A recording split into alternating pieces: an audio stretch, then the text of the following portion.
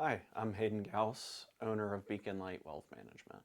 One of the most common questions I hear is, should I avoid probate? The answer isn't always as simple as yes or no.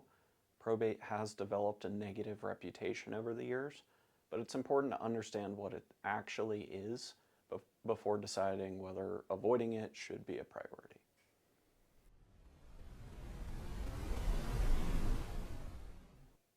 Probate is the court-supervised legal process of administering a person's estate after they pass away. Depending on state law, probate may involve validating a will, paying eligible debts and expenses, and distributing assets to beneficiaries. One important thing to know is that not every asset goes through probate. Assets with valid beneficiary designations, certain jointly owned property and assets held in properly structured trusts, may transfer directly to the next owner outside of probate. Exactly how an asset transfers depends on the state law and how it's titled. So what are some of the advantages of probate? First, probate provides court oversight. That can be valuable if there are disagreements amongst family members, questions about a will, or concerns about how an estate is being administered.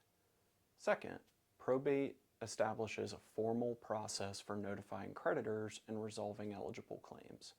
It also provides the legal authority needed to transfer assets that were owned solely by the deceased person and didn't have a beneficiary designation or another transfer mechanism.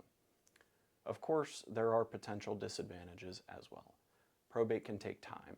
Even if relatively straightforward, estates may take several months to settle, while more complex estates or those involving disputes can take a year or longer. Another consideration is privacy.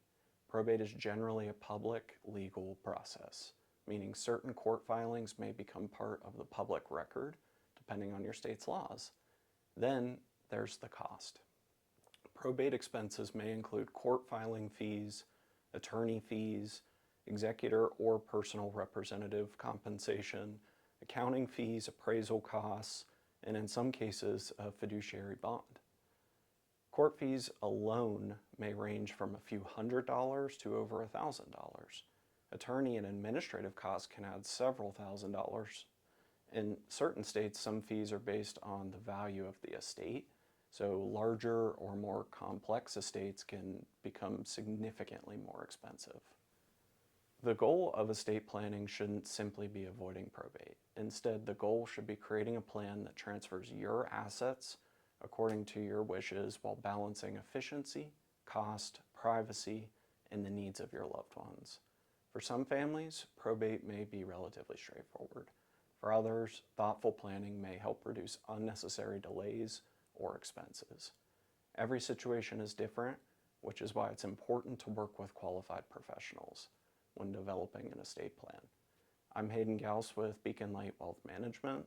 If you found this video helpful, be sure to subscribe for more educational content on retirement, taxes, estate planning, and personal finance.